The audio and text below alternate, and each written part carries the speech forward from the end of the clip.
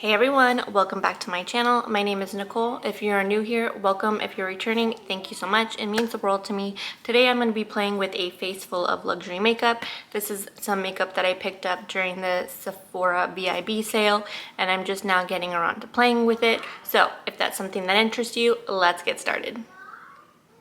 So first I'm going to be playing with the Dior Forever Matte Foundation. I have the shade 2N. I have been playing with this foundation. I'm really liking it.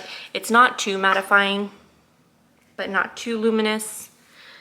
As you can see, it does have a little bit of a thicker consistency, but still runny.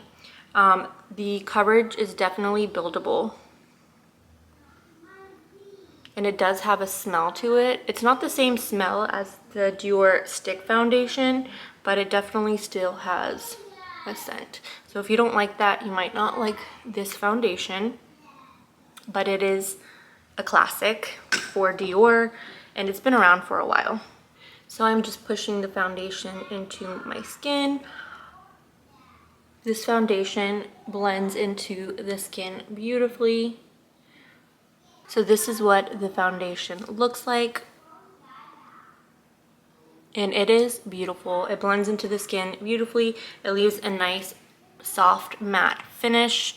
And it's not too drying. It wears very well throughout the day. And it doesn't really feel like you're wearing anything on your face, which I do appreciate. Next, we are going to go into the Forever Skin Correct concealer, and I have the shade 1N, and I do like a lighter concealers. If you are not new here, you do know that already about me. I'm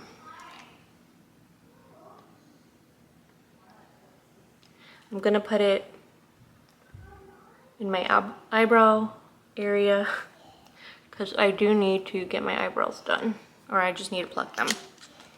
So we're going to let that sit for a little bit. So I do like to let my concealer set down and then go in and blend it out because it does give you more of a full coverage. And this concealer gives you more of a full coverage as it is, but it makes it easier to blend too. Something that I am not used to wearing is a contour. I do have the Dior Forever contour. I just don't have it with me, but I do have the Westman Atelier Biscuit, and we're gonna try this today. I've heard great things about it and the blendability, so I'm not great with contour, I'm not gonna lie. So kind of see I have like an indent where my cheekbone would be, so I'm just gonna put it. You want to kind of feel out where your cheekbone is and put the contour there. But you don't want to go too low.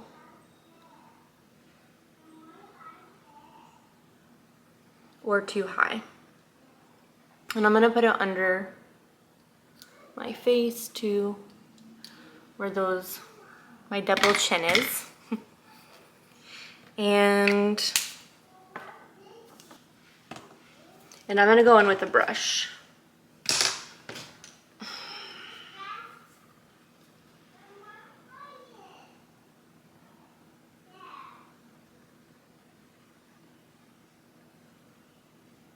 And I'm just pushing it into the skin. Ooh, we are contouring. Wow, that looks really good, and I look really chiseled. I'm gonna put some right here in the temple area.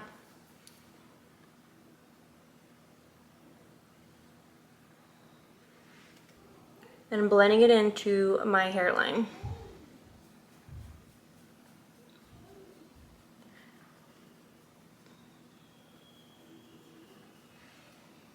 Okay, so now that the concealer has been sitting down for a little while, I'm going to take my BK Beauty a 506 brush, and I'm going to blend that concealer into under my eyes.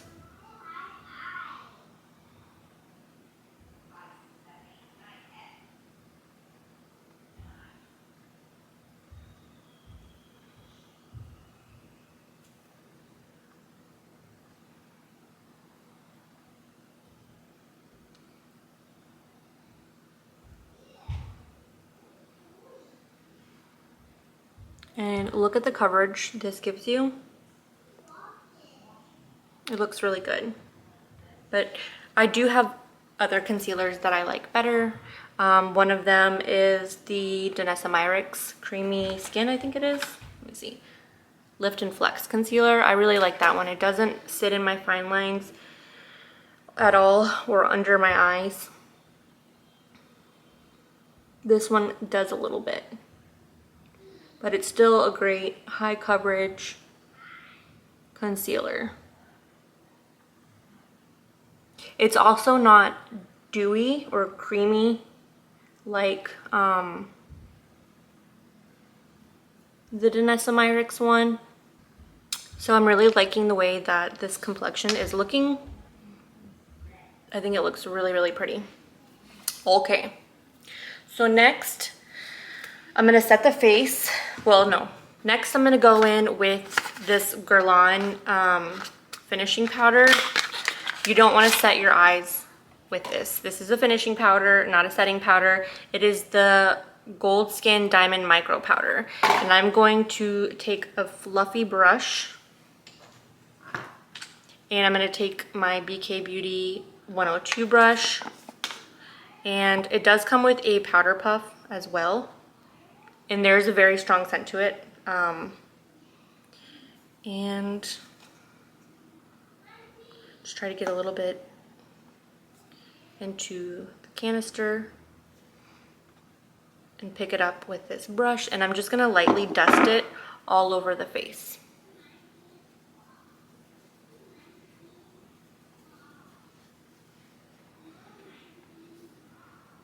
And this gives you the most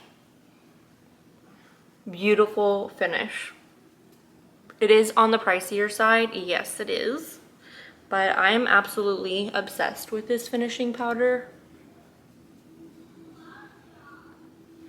Yes, yes, yes. Okay, so that's all you need is just a little bit. I'm not gonna set my under eyes or anything with this look today. All right, next we are gonna go in with the Hourglass Luminous Bronze Light. And this is new to me. I have not tried this out yet. I have tried out the blush and I really, really liked it.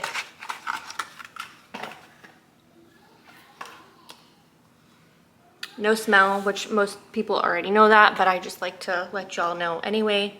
And I'm gonna pick up some powder. This picks up nicely on the brush too. And I'm just gonna place it right above where we did the contour. Lightly though.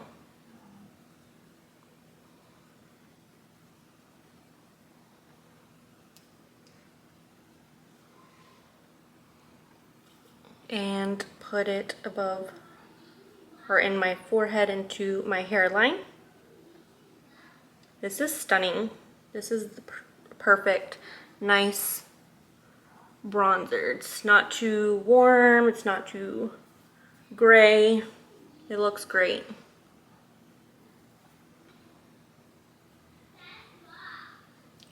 All I can smell right now is that finishing powder from Guerlain. It is strong, but I've seen so many people recommend it. And it doesn't feel heavy on the face either, if you were wondering.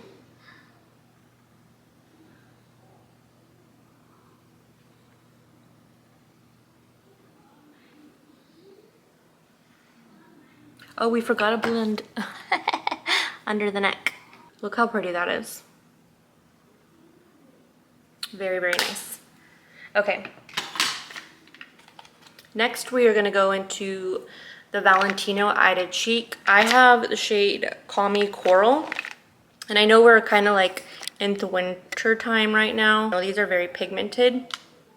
It does have a perfumey, it does have a perfumey smell to it. I'm trying to think what brush. I think we're gonna go in with this BK Beauty 104 brush because it is fluffier, and just lightly dab into this blush, just like that. And even that's a lot of products. I'm gonna dust some off with my hand.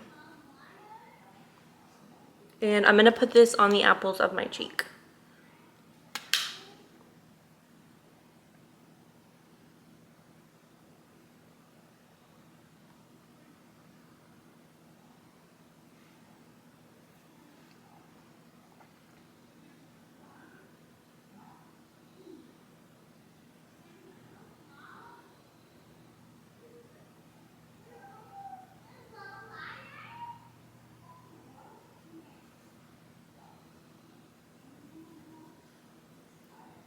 So I'm just trying to give my cheeks a pop of color without going too heavy-handed. That looks really pretty.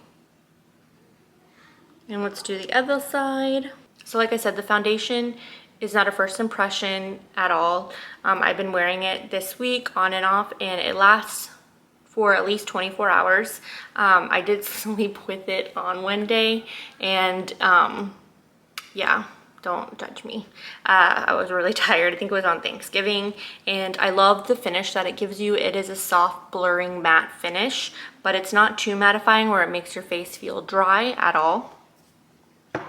And then the Dior Forever Concealer in the shade 1In. I'm really enjoying this concealer. I love a high coverage concealer, and I think the shade is perfect. It's not too light where it makes my eyes look super bright underneath. I think it's the perfect shade. I do like that it's high coverage and it does last. It doesn't really settle into the fine lines, but I do have other concealers that I don't want to say I enjoy more, because I do really like this concealer, but we're going to talk about the Guerlain Diamond Micro Powder. I really like this micro powder.